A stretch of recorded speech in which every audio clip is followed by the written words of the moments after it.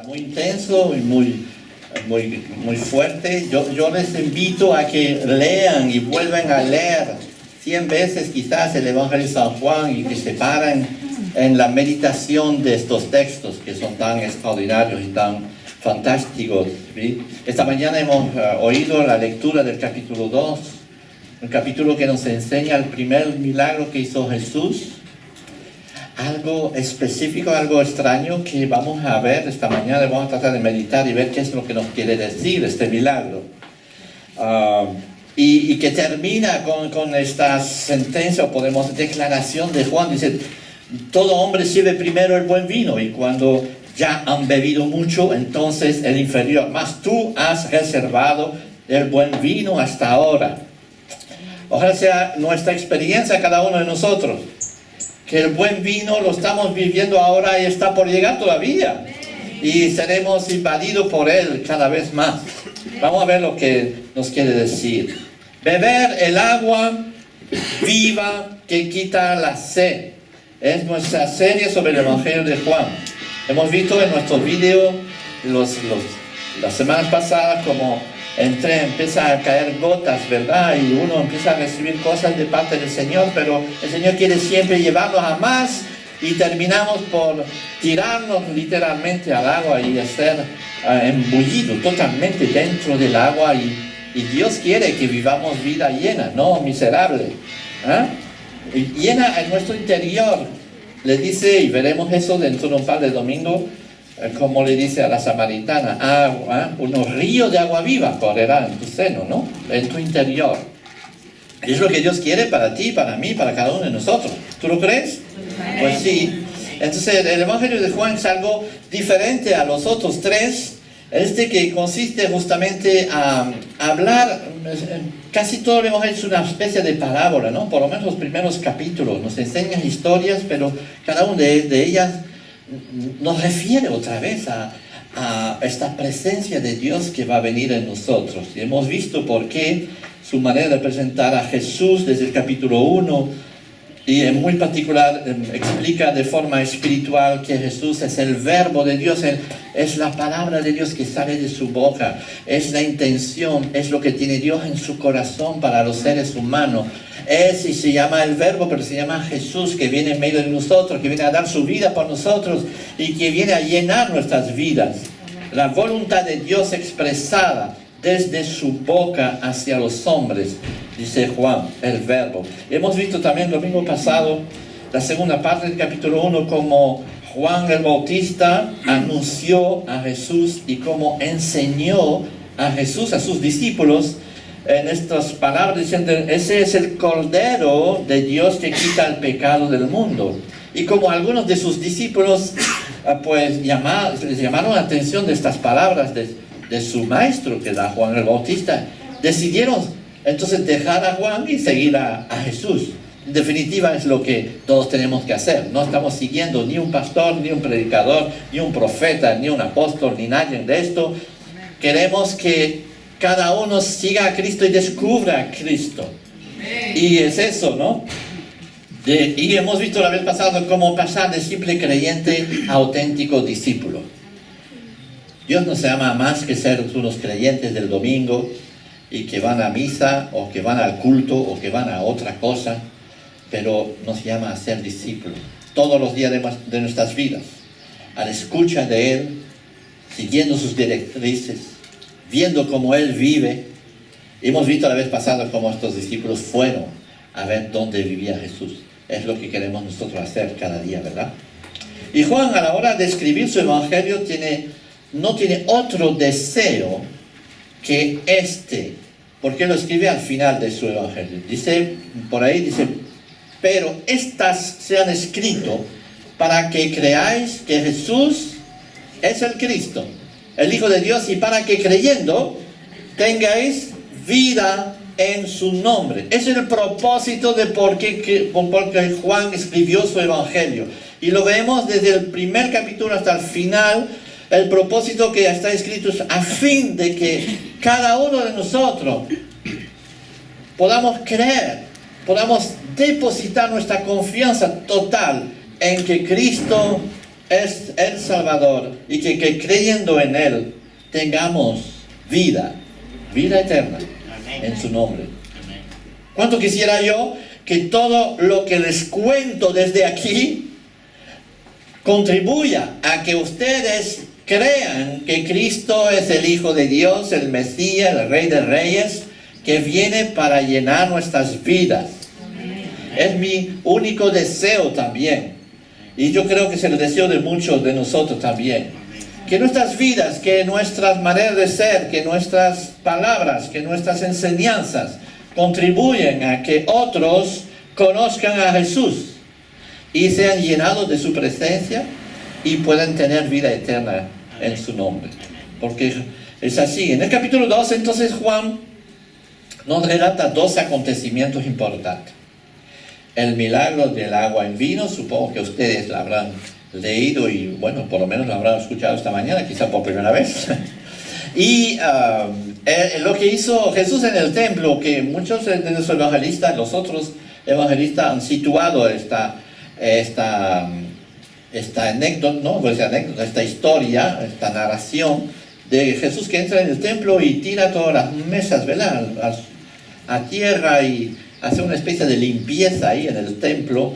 Y pues esta historia la ponen al final más bien de los evangelios o justo antes de ser arrestado Jesús, pero Juan lo pone al comienzo también. O sea, pone estas dos cosas juntas y siempre cuando Juan escribe y las pone en un orden específico es porque tiene en mente algo específico también.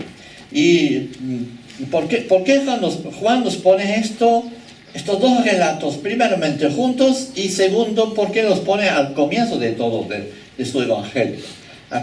Antes de contar la historia de Jesús, después lo que va a hacer y tantas historias precisas que Juan nos va a narrar y nos va a contar, pone esto como en primer lugar, ¿no? Y ahí podemos leer. Dice así: al tercer día se celebraron unas bodas en Caná de Galilea. Y ahí estaba la madre de Jesús. También Jesús y sus discípulos fueron invitados a la boda.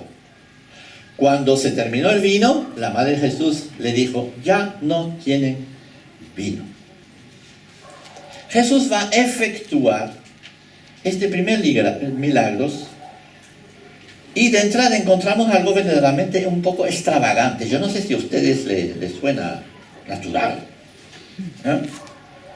¿Por qué? ¿Por qué Juan lo va a poner en su evangelio, mientras que los otros discípulos ni lo nombran?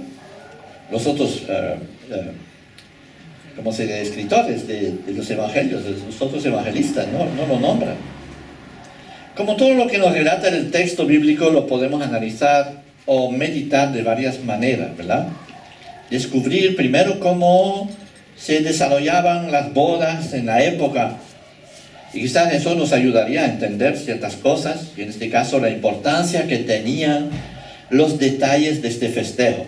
Y quizás podríamos entender mejor la lamentación de María a comprobar que iba a faltar el vino. O también podemos analizar de otra manera, hablar del sentido de los milagros y este pasaje que se lee generalmente en las bodas, para decirle a los novios, diciéndole: pues saben ustedes, en la vida ya hay momentos donde el vino no llega a faltar. ¿No es así? Pues acudan a Cristo y ya veréis cómo transforma vuestras aguas en vino. Y es verdad, ¿eh? Es verdad. Está una perfecta imagen para el matrimonio, para los que se casan. ¿Hay matrimonios aquí? Algunos, ¿no? ¿No te ha faltado vino a veces? Mejor no lo digas. ¿Ah? Y entonces, bueno, pues es fantástico de poder analizar este pasaje para las parejas y para los que se han casado y los que tienen algunos años de casados, de decir: wow, pues sí, es verdad, el Señor necesita hacer un milagro en mi vida otra vez y renovar nuestro amor, en fin, todas estas cosas. Eso es verdad. Pero también, una vez más, podemos entender que Juan, si escribe eso, no es solo para animar a los matrimonios a seguir a Cristo, sino que nos quiere hacer entender algo mucho más grande, mucho más profundo detrás de eso. Según la óptica de Juan, Juan quiere que creamos que Jesús es Dios y que creyendo en Él tengamos vida eterna. ¿No es así? Esto es el propósito que tiene Juan en su corazón. Quiere, entonces todo lo que va a explicar, narrar y contar, tiene esta visión de que nosotros podamos creer que Jesús es el Hijo de Dios prometido que quita el pecado del mundo.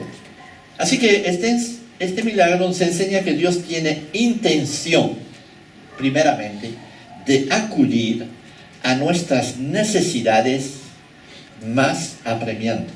Cuando tú tienes una necesidad de forma muy personal, Dios está dispuesto en acudir y a venir en rescate. ¿Tú lo crees?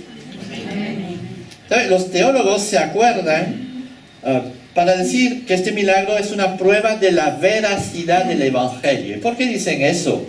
Porque si alguien hubiera querido escribir algo sobre Jesús y ser sensacionalista, no hubiera escrito este pasaje, para empezar. Hubiera escrito una historia como X-Men o como no sé quién, ¿me entiendes? Con rayos y truenos y la imaginación de los seres humanos y de los productores hoy en día es fantástico. El otro día se vio una película en la televisión de estos superhombres, de estos hombres que hacen milagros, que hacen cosas raras, ¿no? ¿Verdad? Y entonces, probablemente si alguien hubiera querido inventarse esta historia de Jesús, lo hubiera hecho de otra manera, que de empezar por hacer un milagro de transformación de agua en vino. Hubiera empezado por decir, bueno, Jesús entró en la aldea y sanó a 50 ciegos y a todo el mundo que estaba ahí con enfermedades raras, pues los sanó de un golpe, ¡pum! Tan, hubiera sido espectacular, ¿verdad? Y entrar en escena de este tipo. Jesús llega, ¿no? No, lo vemos intervenir en el problema que ocurre en la vida cotidiana de una persona, en un hecho totalmente humano, en un hecho simple así, pero aparentemente un hecho trivial, ¿no? Durante una boda. Bueno, yo sé que las bodas son importantes, pero en definitiva quizás hay cosas más importantes. Algo trivial, pero no. El Salvador viene para hacer una cosa más preciso en este momento. ¿Quién cree que Dios actúa cuando sus hijos tienen problemas? Amén. Dice ahí 3 días después. Juan nos sitúa esta historia realmente al comienzo de todo. El primer día hemos visto cómo Jesús apareció a Juan Bautista cuando estaba bautizando a la gente. Es como que Jesús entra en escena, ¿no? Y se hace bautizar, comprobando así o acreditando así el mensaje de Juan. Pero Juan enseguida dice, este es el Cordero de Dios, es aquel que tenéis que seguir. Eso es el primer día. Segundo día vemos cómo trata con sus discípulos. Y hay en este momento 5 de ellos. Más tarde va a coger los otros. Pero hay 5 de ellos que van a seguirles. Y lo vemos que el tercer día entonces de su ministerio, él va a aparecer y va a llegar a esta boda. Algunos comentaristas dicen que el novio podría ser que fuera Juan mismo el que escribe el texto, porque sabe que Juan nunca pone su nombre, ¿no? Y es posible que era él mismo el novio. Pero eso no tiene tanta importancia. Pero el hecho de que Jesús fue invitado por sus discípulos y naturalmente aquí tenemos que entender cómo funcionaban las bodas de la época, ¿no? Las bodas en ese tiempo duraban entre 3 y 7 días. Nosotros con uno ya nos basta, ¿verdad? Pero 13 y 7 días, ¿verdad? Eran fiestas por todo lo alto. En nuestra cultura es la novia la protagonista de la historia, ¿estáis de acuerdo? ¿No? Todo el mundo está esperando cuando va a entrar la novia. Y a veces esperamos, no, pero bien, esperamos que entre la novia y que va a hacer su entrada y todo el mundo está emocionado por la novia. Eso es nuestra cultura. Pero en esta otra, en la cultura del tiempo de Juan y de Jesús, pues era más bien el novio que era el protagonista de toda la historia. La novia era un poco más en el segundo plano.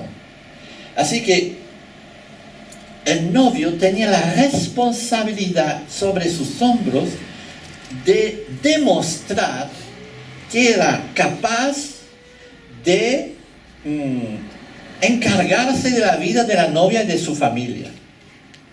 Debía de demostrar que era suficientemente, o podemos ser ricos o solvente, para más tarde poder estar a la altura para sostener con la comida, con el trabajo, con mil cosas que hacen la vida de una persona, sostener a la vida de su novia y de su futura familia.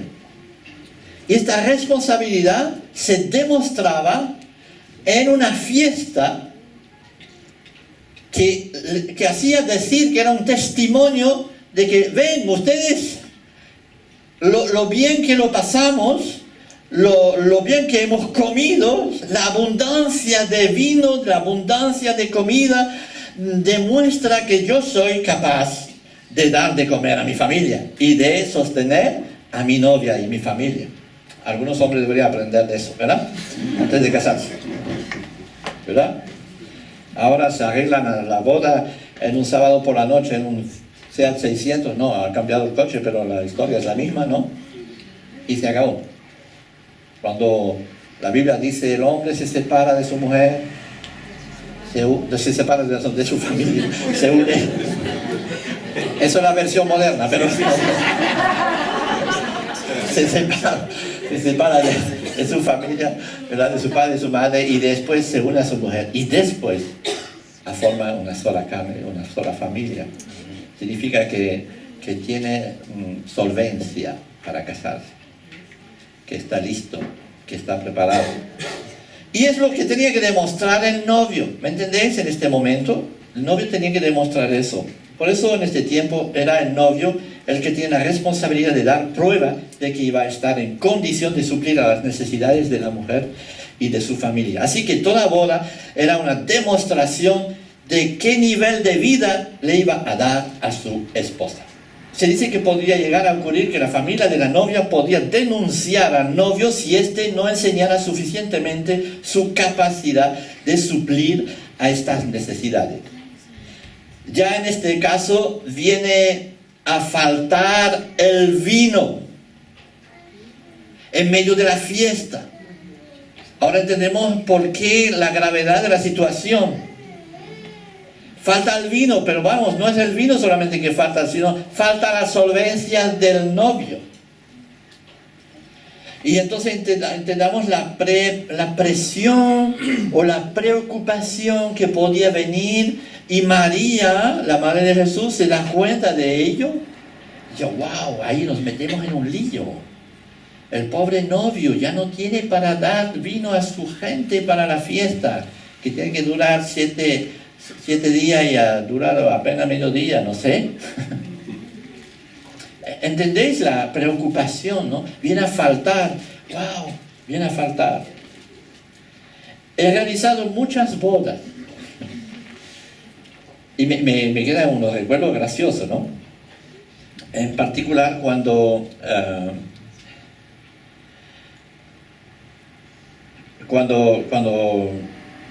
ha ocurrido varias cosas muy graciosas, cuando viene a faltar la novia.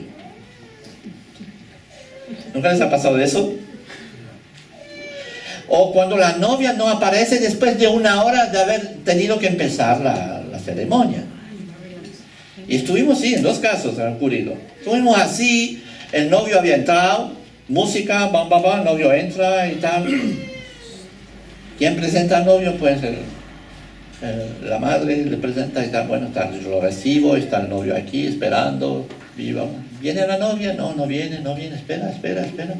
Y claro, el novio impaciente empieza,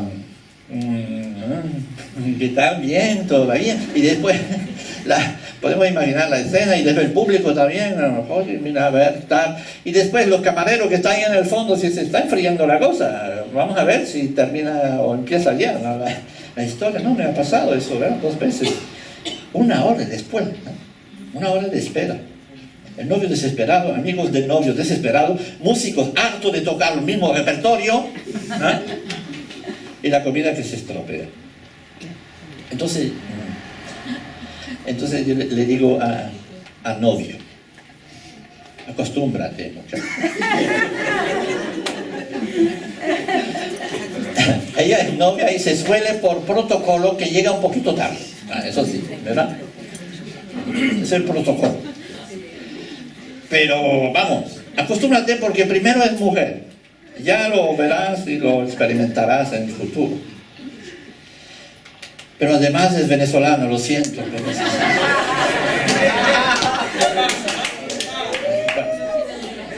Discúlpenme todos ustedes. La realidad es que era brasileña, en este caso también, pero bueno. Volvemos a nuestro primer milagro. Este primer lugar no es público, es privado. No es delante de todo el mundo, es una familia y Dios quiere intervenir ahí, en el seno de esta futura familia, en el seno de este pequeño grupo de personas. Y eso me hace pensar realmente que Dios, ante todo, lo que quiere es intervenir en tu propia vida, en nuestra propia vida. No quiere hacer grandes cosas espectaculares por ahí, cambiar naciones, cambiar el mundo. Quiere empezar por trabajar dentro de tu círculo, de tu intimidad, de tu persona. Aquí no hay cámara, no hay luces. Solo hay unos testigos que son los primeros discípulos que se van a asombrar de lo que va a ocurrir. ¿Sí? En la sencillez de nuestra vida Jesús quiere intervenir. Y nos dice, yo soy aquel que te da lo que te falta. Yo voy a suplir a tus necesidades. Falta de amor, falta de perdón, falta en la economía quizás, pero falta de afecto, falta de tantas cosas a la cual la gente está suplicando siempre delante de Dios. Y este milagro va a ser una profecía para todo lo que viene a continuación. El vino es en la Biblia lo que los profetas han anunciado ya de antemano, muchos años antes. Y el vino siempre tiene una connotación en la Biblia de alegría. El vino es la sangre de Cristo que es derramado y que después lo vemos en la Santa Cena, que lo recogen, ¿verdad? Hay todo simbolismo acerca del vino, pero siempre es un simbolismo de alegría, de gozo, de plenitud, de salvación. Y Dios quiere transformar nuestras vidas insípidas en sabroso vino. Y los profetas del Antiguo Testamento ya lo estaban diciendo. Leemos en Isaías 25, versículos 6 a 10, este texto absolutamente maravilloso, porque Isaías ya tiene en su mente, en su corazón, la visión de lo que va a venir. Y por eso es profeta, porque ¿qué es lo que profetiza un profeta? No solamente las cosas que van a ocurrir mañana. Lo que quiere realmente es lo mismo que Juan. Que sepáis que Cristo viene y que es Él el Salvador al cual tenéis que creer y que va a transformar vuestras vidas. Los profetas no lo veían, no ponían nombre todavía, lo hablaban Mesías, ¿verdad? Pero ahí está. En este monte el Señor de los ejércitos ofrecerá un banquete a todos los pueblos. ¡Wow! Se ofrecerán los manjares más suculentes y los vinos más refinados. En este monte rasgará el velo con que se cubren todos los pueblos, el velo que envuelve a todas las naciones. Dios el Señor destruirá a la muerte para siempre. ¡Wow! Enjugará de todos los rostros todas lágrimas y borrará de toda la tierra la afrenta de sus pueblos. El Señor lo ha dicho. Ahí cuando termina Isaías diciendo estas palabras, el Señor lo ha dicho, dice que eso va a ocurrir. ¿Tú no crees que va a ocurrir? Y en ese texto profético nos habla del Mesías, nos habla de la promesa de Jesús. Todavía Jesús no ha venido a la tierra, pero ya ha venido para nosotros. Y Juan lo ha entendido, entonces sabe que este milagro tiene connotación con la profecía, ¿verdad? A fin de que creamos que Jesús Es el que tenemos que seguir, es el de la profecía, es el que viene a quitarnos y a secarnos de todas las lágrimas, que viene y destruye la muerte, que quita la vergüenza que está sobre nosotros, quita este velo y nos hace libres de toda vergüenza, porque nos perdona nuestros pecados. ¡Wow! Y así es. Y habla de un festín, de un banquete, uno que destruye la muerte y que seca las lágrimas. Si a ti te han presentado un cristianismo muertos, aburridos, sin vidas, de leyes, de ritos, sepas que Cristo es otra cosa. Cristo es otra cosa. Está la religiosidad, la religión, y está lo que Cristo promete y Cristo nos hace vivir. Es gozo, es alegría, y es tan diferente al agua insípida y que el vino refinado que da alegría. Jesús es el autor, creador del gozo, de la vida abundancia, de la celebración de la vida. El esposo que está a cargo de la fiesta de boda está a punto de rendirse. Es un momento donde realmente la cosa es muy trágica. Rendirse a la evidencia que no tiene lo suficiente. No tiene lo suficiente. Y entonces la boda misma que está en juego es su futuro matrimonial que está en juego por esta falta de vino. Y yo me pregunto cuántos de nosotros no hemos llegado a situaciones semejantes donde uno dice, ¿yo qué voy a hacer? Ya no puedo hacer más. No sé. Situaciones donde está en juego muchas cosas en nuestras vidas. No solo a nivel matrimonio, a nivel familia, a nivel de hijos, a nivel de no sé qué, pero en nuestro trabajo, hay mil situaciones donde nos encontramos, siempre llegamos a ser insolventes. ¿Qué vamos a hacer? ¿Qué vamos a hacer cuando no sabemos qué hacer ya? Y el Salmo 104 nos dice esto. Dice así, todos los seres esperan de ti que a su tiempo les des de comer. Si abres tu mano, Él les da su pan. Ellos lo toman y quedan satisfechos. Si te escondes de ellos, se desconciertan. Si les retiras tu espíritu, mueren y vuelven al polvo. Pero si tú envías tu espíritu, vuelven a la vida y así renuevas la faz de la tierra. Qué texto más fantástico que nos enseña realmente cuál es el propósito de Dios, qué es lo que Dios quiere para contigo y para conmigo. Y así es. He visto realizar este milagro en muchas vidas. Hemos oído un testimonio esta mañana de Rebeca. Pues a veces es una cosa más sencilla del mundo, ¿verdad? Pero tiene una importancia tan grande para su propia vida y para la vida de todos nosotros también. De cómo Cristo llega a una vida simplemente y de repente empieza a transformar. Yo sé que a Rebeca también Dios le va a llenar cada vez más. Amén. Y me alegra mucho oírte esta mañana, de verdad. Y no quiero hacer solo que Dios nos dé un vasito de vino o una botella de vino, ¿no? ¿Saben? La historia nos habla de 6 jarras. 6 tinajas, que era una cosa más grande que esto, cada uno de ellas. Enorme, una cosa que puede contener muchos litros de agua dentro, ¿no? Y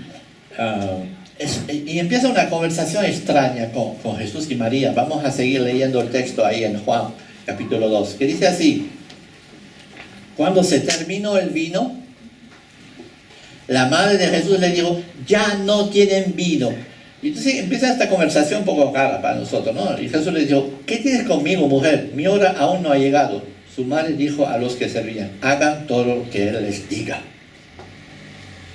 ¿Qué tienes conmigo, mujer? Es en realidad una forma de expresar su afecto. ¿Qué tienes conmigo, o mamá, o madre? ¿No? Una especie de palabra cariñosa, pero de respeto a la vez, ¿no? ¿Qué tienes conmigo? Podría traducir, ¿qué tengo que ver yo con esto que tú me presentas? O más bien, lo que pienses tú sobre esta situación es diferente a lo que pienso yo. Yo lo veo de otra manera. Tú piensas en lo material, yo pienso en lo espiritual. Tú ves la necesidad material que tiene el esposo y sus consecuencias. Claro, tienes razón. Pero yo veo mucho más allá. Yo veo la necesidad que tiene el novio en su interior. Necesidad de vida abundante. Que tienen los novios, que tiene todo el mundo. Jesús es la fuente de todo ello. ¿No crees? Y María, tú piensas en el esposo que debe de suplir a las necesidades de la novia. Está bien. Pero yo, Jesús, soy el esposo que suple a las necesidades de mi novia, que es la iglesia. Tú piensas en solucionar una hora de la fiesta, porque si no la fiesta termina, pero también terminará un día la fiesta, ¿verdad? O sea, tú piensas en cosas totalmente material. Yo pienso en otra cosa, y por eso mi hora no ha venido todavía, porque Jesús no había muerto todavía. Pero en la mente de Jesús está derramar la vida nueva en cada ser humano. Por eso esta extraña conversación que tienen los dos. La madre que ve las cosas en plan totalmente terrenal, mientras que Jesús tiene otra cosa en mente, mucho más importante. En este momento la hora donde Jesús iba a cumplir su misión no había llegado, pero llegó más tarde. Entonces María va a dar una clave en el reino de Dios. Va a decirle a los siervos, hagan todo lo que Él les diga. Ojalá podamos entender eso también. No dejes de orar, no dejes de creer, no dejes de tener esperanza, porque la hora llegará donde Cristo y Dios cumplirán lo que han prometido, lo que han anunciado. Dios lo hará. Por cual situación donde tú pases ahora mismo, cual sea tu situación, entiéndela más de forma espiritual que de forma material. Entiende que Dios te hace pasar por situaciones complicadas, a veces porque tiene un plan dentro de su cabeza, pero su promesa está aquí, ¿no crees? Aquí hemos hablado mucho de los venezolanos que casi nos están invadiendo, gloria a Dios por ello. Pero uno dice, bueno, es que tengo un problema allá y ahora estoy aquí. Debo decir, quizás es todo lo contrario. Estás aquí, por eso Dios te dio problema allá. Porque tiene propósito para ti aquí. ¿No crees? Uno dice, bueno, estoy como si se sumiso a las circunstancias de la vida, entonces, wow, pues ahora estoy ahí. No, quizá que Dios ha querido que fuera así, ¿de verdad? ¿No? Y te manda aquí porque tiene un propósito bien firme. ¿Quién dice amén a eso? Así que créetelo, porque Dios tiene algo en mente y lo que tiene Dios es bueno. Ahora, si tú tienes que pasar por momentos dificultosos, y todos lo tenemos que pasar muchas veces, después del Viernes Santo viene el día de resurrección. Eso es. Incluso si no ves nada aún, si la hora de Dios no ha llegado aún en tu vida, sigue haciendo todo lo que te dice, porque llegará. No dejes de orar, no dejes de creer, no dejes de tener esperanza, porque la hora llegará donde cumplirá lo que ha anunciado y prometido. Y en el capítulo 2 de Juan nos habla de cómo Jesús va un día a volcar también las mesas de los vendedores del templo, y concluye con esta palabra. Y solamente podríamos hablar mucho de esta acción de Jesús en el templo, y eso sería motivo para otra predicación, pero simplemente decirle que Jesús vuelca en las mesas y que quizás hoy en día también debería de volcar muchas mesas todavía, porque en esto de los milagros se habla mucho de los milagros, y hay en la cristiandad o en los evangélicos unos movimientos más raros, más complejos, más difíciles de discernir a veces qué es lo bueno, qué es lo malo. Y Jesús va a entrar en el templo y va a volcar ciertas mesas. Y tenemos que estar dispuestos a que Cristo ponga orden en muchas cosas. Amén. Pero bien, eso es otro tema. La cuestión es que al final de esta historia, Dice así, los judíos respondieron y le dijeron, ¿qué señal nos muestras ya que haces esto? Ya que tú has quitado las mesas y que has puesto orden ahí, ya que has hecho eso, entonces, a ver, a un par de milagros para comprobar que lo has hecho, realmente lo haces porque tú eres aquel que tú dices que eres. Y Jesús respondió y les dijo, destruir este templo y en 3 días lo levantaré. Wow. Dijeron luego los judíos, en 46 años fue edificado este templo y tú en 3 días lo levantarás. Lo señaló el templo que está ahí, ¿no? Jesús hablaba de su templo. Mas él hablaba del templo de su cuerpo. Por tanto, cuando resucitó entre los muertos, sus discípulos se acordaron de que había dicho esto y creyeron la escritura y la palabra que Jesús había dicho. Yo te digo esta mañana, un día nos comprobaremos que todo lo que Cristo anunció y dijo en las promesas de Cristo fueron hechas realidad. Que son real. Un día comprobarás que lo que Jesús dijo se cumple. ¿Cuántos de nosotros hemos dicho, no entiendo lo que me pasa, paso por un problema? Yo no entiendo ni las promesas de Dios, yo sé que está lo que sea, y cuando estás en el túnel, como dice el otro, cuando estás en un momento de dificultades extremas, entonces no entiendes lo que te está pasando. Yo te quiero decir esta mañana, al final Dios sabe lo que hay y Dios te va a cumplir sus promesas. Lo que Dios ha dicho lo hará. Jesús empieza con este milagro porque probablemente es el milagro más importante al cual nosotros tenemos que recibir. El milagro de Dios en nuestras vidas. El milagro de la transformación de nuestra vida insípida en una vida llena de su presencia. Cual sea la hora que atravieses, Dios tiene su hora para ti. Confía. El destino de Dios está sobre tu vida. El vino nuevo vendrá y te llenará otra vez. Y este milagro llena el vacío de nuestras vidas.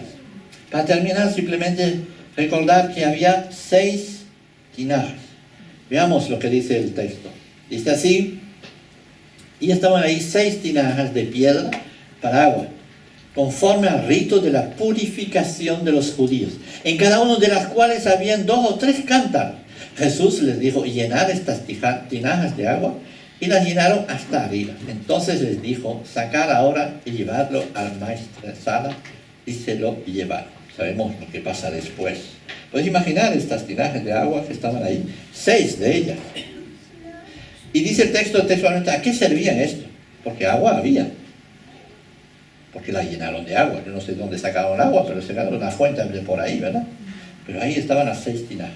Estas 6 tinajas, enormes, que grande así, como lo repito así, servían, como dice ahí, servían para el rito de la purificación de los judíos. Podemos preguntarnos por qué Jesús no fue directamente a la fuente de agua y de repente ¡pum! Y salió vino ahí, como a veces en los pueblos en España, cuando hay cosecha nueva, hacen salir el vino por la fuente municipal, la fuente del pueblo, ¿no? Ahí va y todo el mundo se va, ahí es la fiesta, ¿no? Y todo, porque los españoles para hacer fiesta están ahí en todas, ¿no? Sí.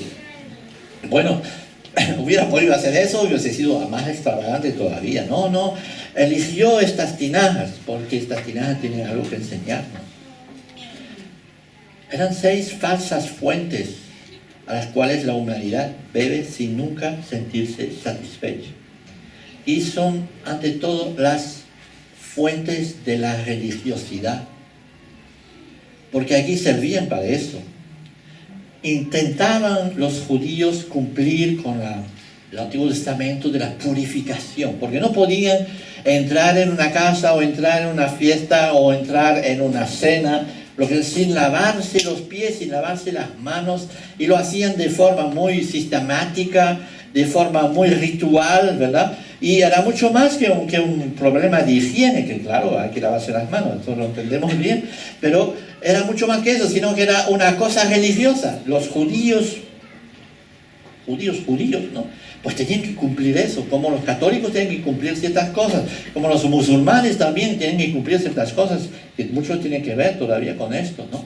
Se lavan las manos, se purifican los pies, entran en los templos, se tienen que quitar los zapatos, en fin, un montón de cosas que tienen que hacer, que eso es pura religión, normas, que uno las cumple como un ritual, ¿verdad?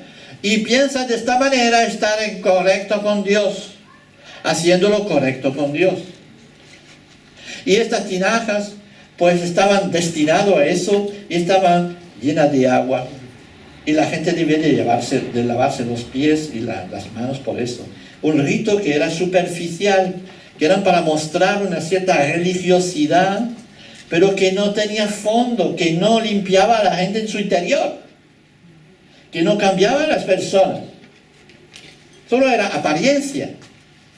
Y Jesús va a elegir estas tinajas y de cierto modo escandalizar a la gente, pero va a transformar esta religiosidad en una realidad viva y plena. Agua en vino. Es nuestra experiencia con Dios. Cuando Dios viene a nosotros, quita todo tipo de religiosidad, lo quita y lo pone afuera y empieza a transformar nuestro interior y empieza a vivir una vida nueva en nuestro interior. ¿Lo has experimentado? Según la costumbre, el vino que se sirve en primer es el mejor. Y cuando la gente está borracha, se sirve el otro, ¿no? Para terminar. Pero con Jesús es lo contrario. El vino que se sirve al final siempre irá de mejor en mejor para nosotros. Su gracia, su amor, a medida de que vamos avanzando en nuestras vidas con Él, viene lo mejor. Está llegando por llegar vino nuevo continuamente. No hay final a eso hasta que nos encontremos con Él. ¿Lo estás experimentando? Tendrá que hacer Dios quizás este primer milagro en tu vida esta mañana. Y solo saber reconocerlo. Y vamos a terminar una vez más, cantaremos algo y nos pondremos delante del Señor. Pero quizás esta mañana alguien tiene que decir: Señor, yo quiero que vuelves a transformar mi vida insípida. Algo va mal en mí. Me siento triste, me siento vacío otra vez. Y yo te garantizo que el Señor quiere hacer este milagro en tu vida. Es lo que quiere. Eso es cierto. No quiere que tú te transformes en un religioso haciendo ritos así. Dios quiere que tú llegues a sentir la abundancia de su perdón, la abundancia de su gracia, la abundancia de su amor para contigo, porque Dios ha dado hasta su Hijo unigénito para que todo aquel que en Él cree no se pierda. Eso lo veremos la próxima vez en esta conversación con Nicodemo, capítulo 3. Quiero que el Señor les bendiga esta mañana y que les pueda hacer desear esta transformación del agua en vino en vuestras vidas, en vuestro contexto, en vuestra familia, en vuestras relaciones, en todo. Que el Señor les bendiga. Amén. Padre Celestial, te damos gracias esta mañana una vez más.